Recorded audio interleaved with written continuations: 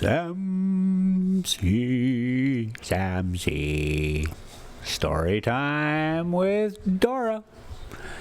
And around the world in 80 days. Part 10. And we just waking up at Lake Powell. We are still on our way up to Utah to get to the coral pink sand dunes. We get there on this trip, on this day today, but we don't get there in this video. All right, so we started off the day with a little time-lapsey thing. And now this story, this around the world in 80 days.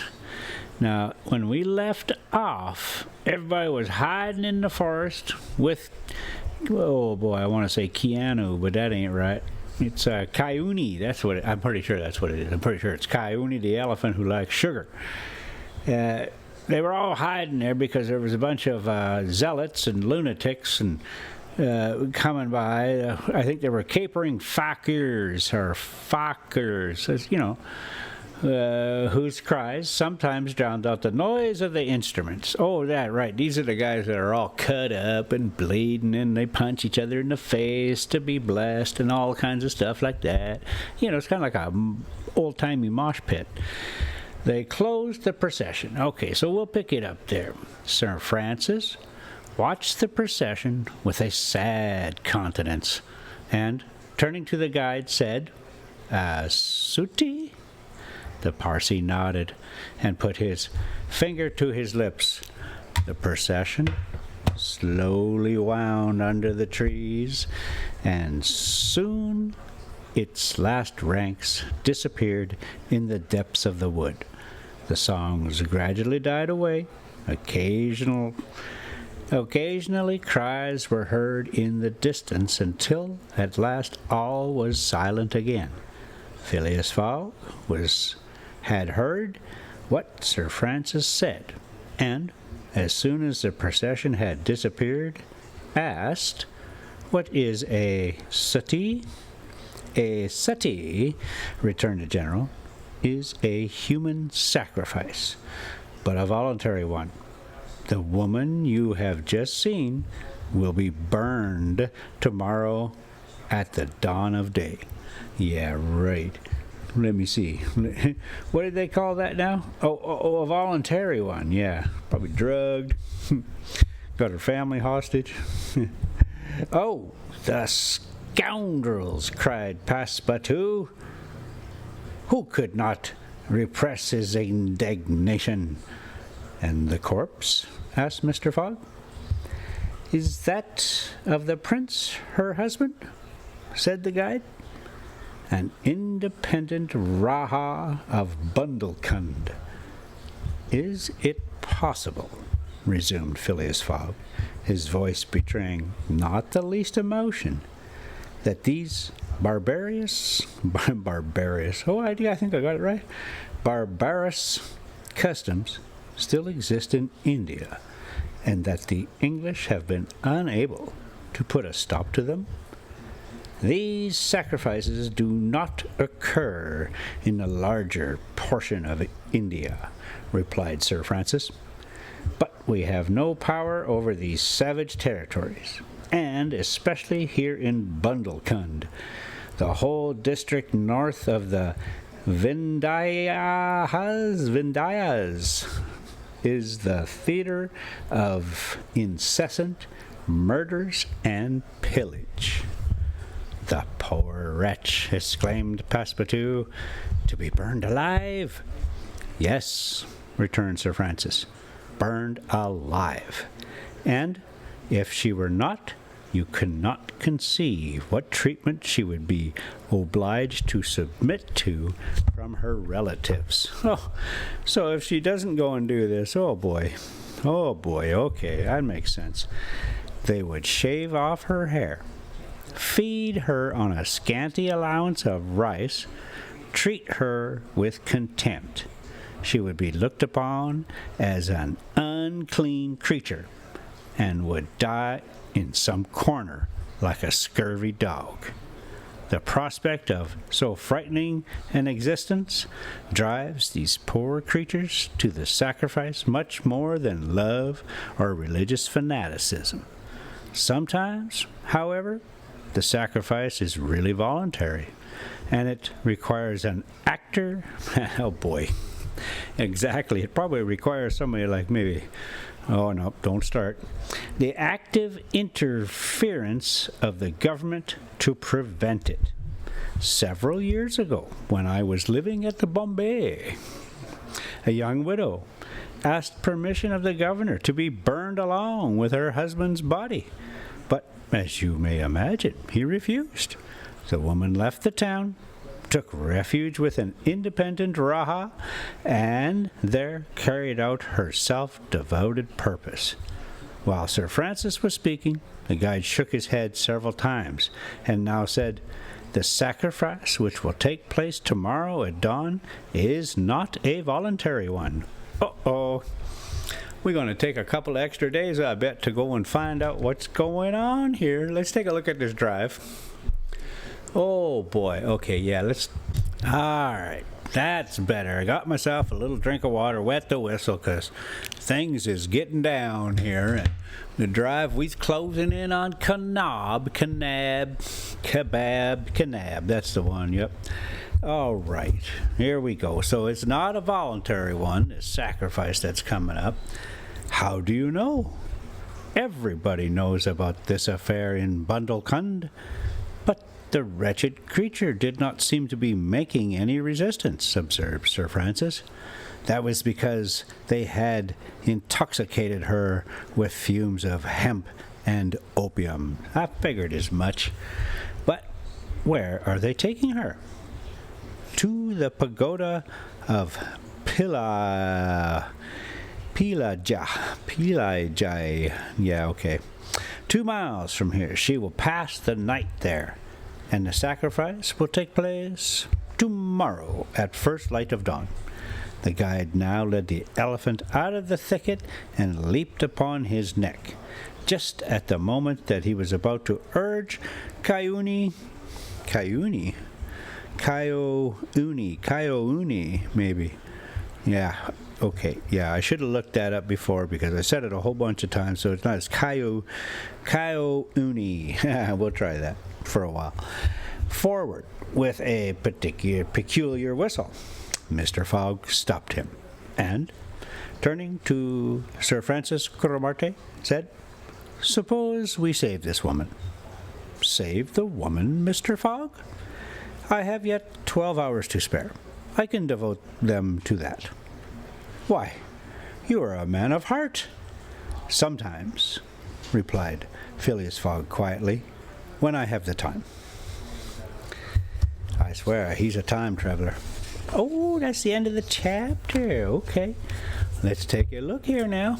See where we are. We're not in Kanab yet, but oh boy, yeah, we getting close. I remember this now. Yeah, a whole bunch of nothing. All right, yeah, that's why there's so much ATV and UTV and four-wheel driving and all that stuff out here in the West, is because a lot of it looks like nothing. All right, okay, here we go now. Chapter 13, in which, oh, hang on a second.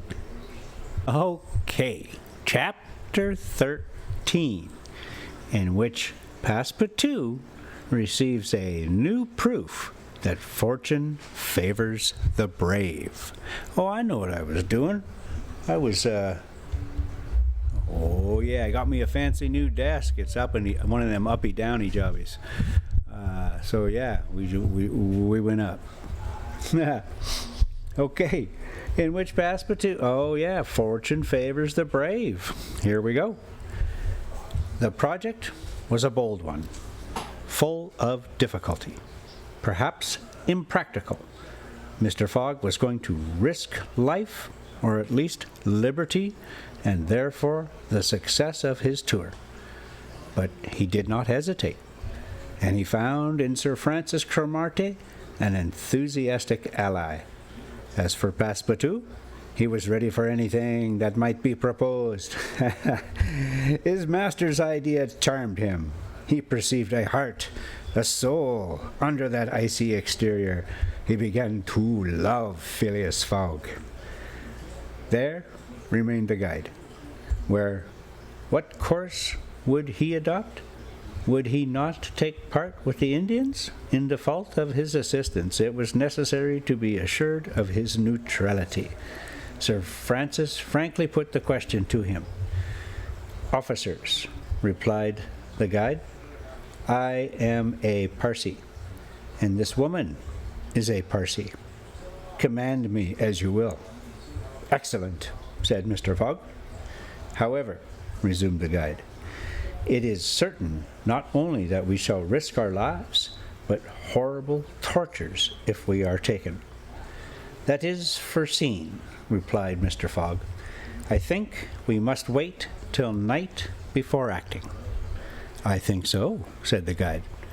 The worthy Indian then gave some account of the victim, who, he said, was a celebrated beauty of the Parsee race, and the daughter of a wealthy Bombay merchant. She had received a thoroughly English education in that city, and, from her manners and intelligence, would be thought a European. Her name was Iuda. There's not anything that even sounded anywhere. It's Ouda. Ouda. Let's go with that one. Left an orphan, she was married against her will to the old Raja of Bundelkund. And Raja, I guess it's Raja, I can say that. And here we are in the Southwest, and you know, you asking for that, some of that Josie Cuervo stuff. No, it's not like that. But we can say it here. I'm pretty sure we can say it here. Raja. Yeah. Ra. No, that's something different. What the heck was that now? Oh, that's Boney M. There we go. Rasputin. No. Yes. Rasputin. Lover of the Russian queen. What else does he do? Something like you've never seen before. Okay, we're totally off the beaten path here. Okay, let's beat back the path. All right, officers, I am a Parsee. Okay, yeah, I think so, said the guide. The worthy Indian, yeah, okay. Wealthy, oh, right. Yeah, right. Okay, so she was married against her will to this old Raja of Bundelkund. Okay, we don't need to loop back around. We know what that's all about. And knowing the fate that awaited her, she escaped, was retaken, and devoted by the Raja's relatives, who had an interest in her death, to the sacrifice from which it seemed she could not escape. The Parsee's narrative only confirmed Mr. Fogg and his companions in their generous design. It was decided that the guide should direct the elephant toward the pagoda of Pillaji, Gopilajin, which he accordingly approached as quickly as possible. They halted half an hour afterward in a copse some 500 feet from the pagoda, where they were all well concealed, but they could hear the groans and cries of the Fockers distinctly. The fakirs, sorry, yeah. Then, see, the landscape's starting to change, and that's good, because I get tired of that tan all the time. Then they discussed the means of getting at the victim. The guide was familiar with the pagoda of Pillaji, in which, as he declared, the young woman was imprisoned. Could they enter any of its doors while the whole party of Indians was plunged in a drunken sleep? Or was it safer to attempt to make a hole in the walls? This could only be determined at the moment and the place themselves, but it was certain that the abduction must be made that night, and not when at the break of dawn. Okay, let's try that again.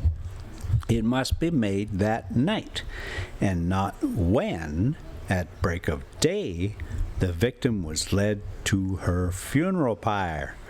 Then no human intervention could save her. As soon as night fell, about 6 o'clock, they decided to make a reconnaissance around the pagoda. The cries of the fakirs were just ceasing. The Indians were in the act of plunging themselves into the drunkenness caused by liquid opium mingled with hemp, and it might be possible to slip between them to the temple itself.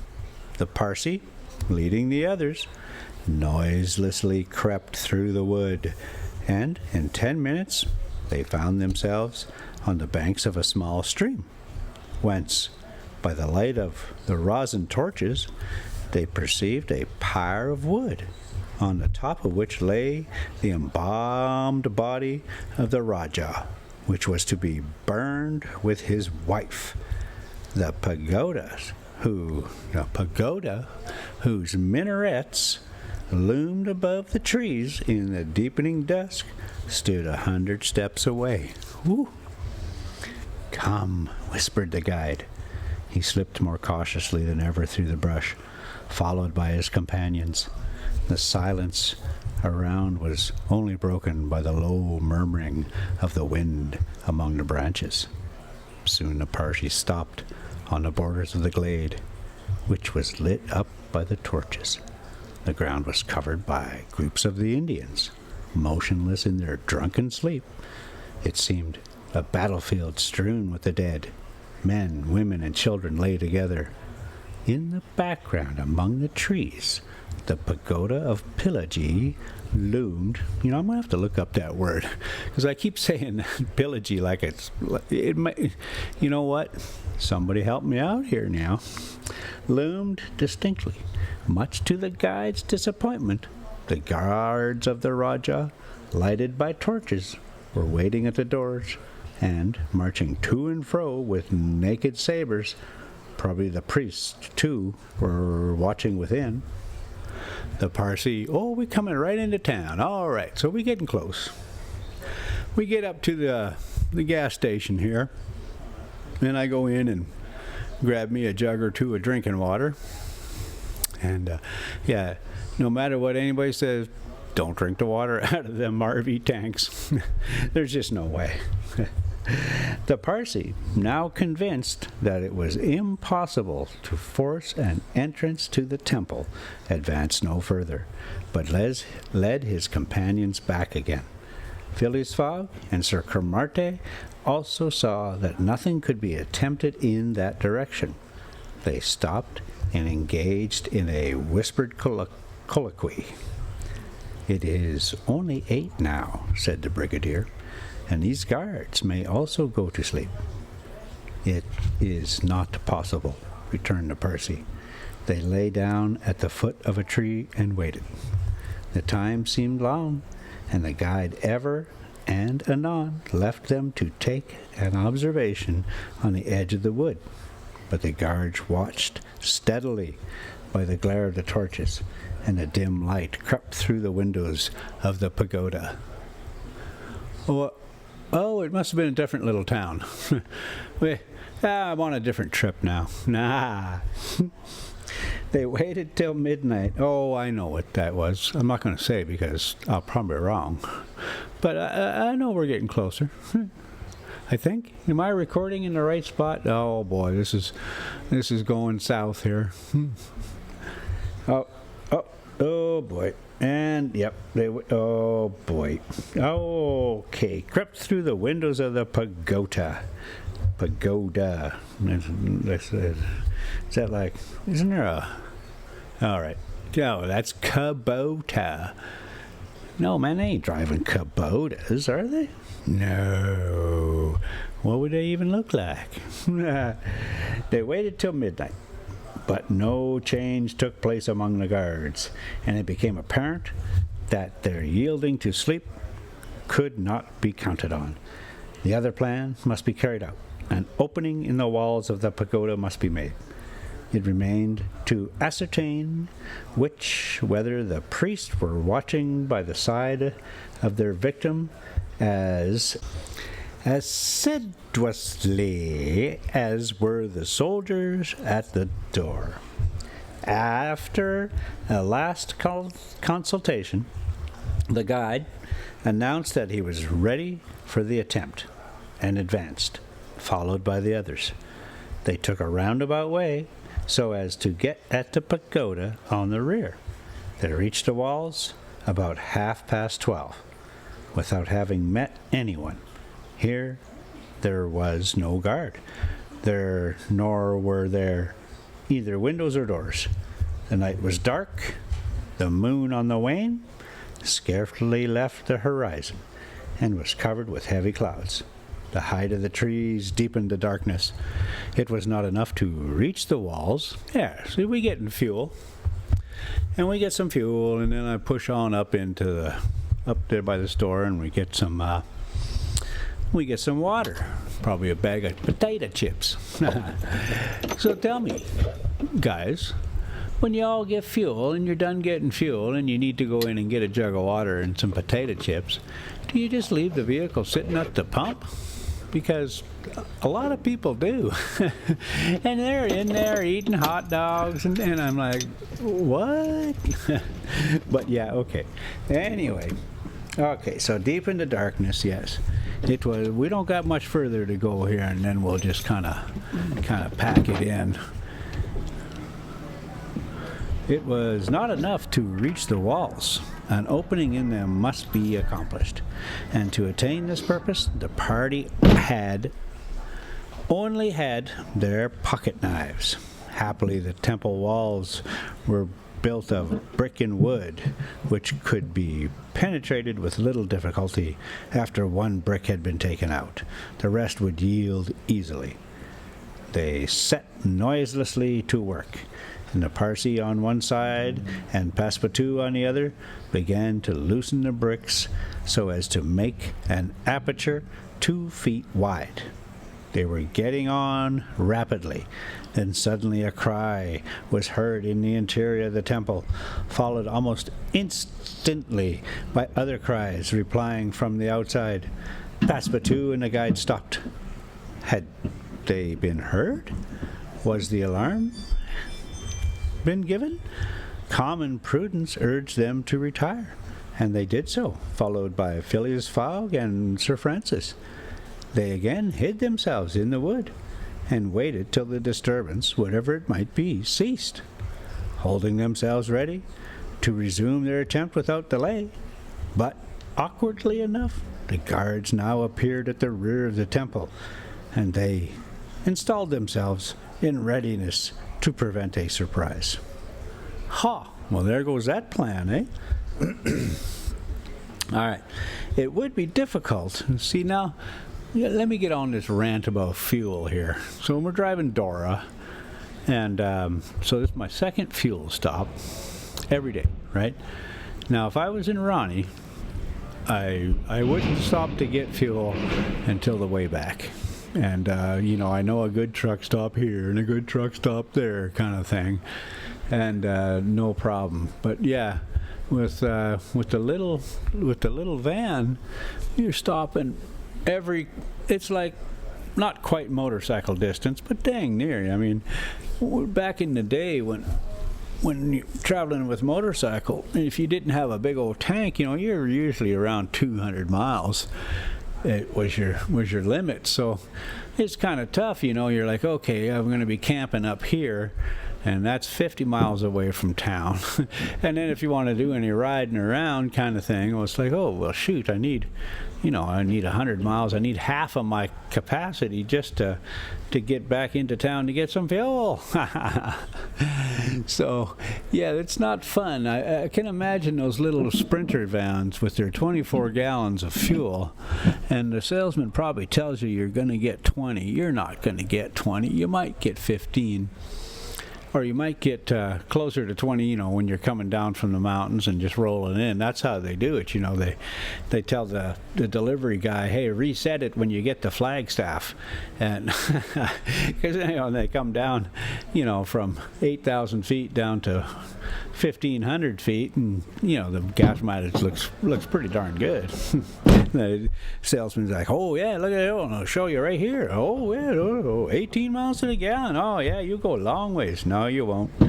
No, and not every little town has a diesel pump. It would be difficult. Oh, okay. Yep, here we go. Now appeared at the rear of the temple. So I went on and on there for a little bit, didn't I? I almost knocked this thing out. And there installed themselves in readiness to prevent a surprise. It would be difficult to describe the disappointment of the party, thus interrupted in their work. They could not now reach the victim. How then could they save her? Sir Francis shook his fists. Passepartout was beside himself, and the guide gashed his teeth with rage. The tranquil fog waited, without betraying any emotion. We have nothing to do but to go away, whispered Sir Francis. Nothing but to go away, echoed the guide. Stop, said Fogg. I am only due at Allahabad tomorrow before noon. But what can you hope to do? Asked Sir Francis. In a few hours it will be daylight, and the chance, which now seems lost, may present itself at the last moment. In other words, the fat lady, she ain't done singing yet, so let's just chill out. We'll figure something out. Learn, adapt, overcome. Sir Francis would have liked to read Phileas Fogg's eyes. What was this cool Englishman thinking of? Was he planning to make a rush for the young woman at the very moment of the sacrifice and boldly snatch her from her executioners? This would be utter folly. Okay, guys, that's enough for this. Let's wrap it up. I can't sit here and stare at the wall. Probably just in there buying a bag of potato chips, that kind of thing. Okay, so thank you so much for coming along, and we'll just put a pin in it right there. I know exactly where to pick it up, so we'll just do this here thing. Samsy, Samsy. Okay, Rosie, you do your thing now. I did mine, you do you. You go now.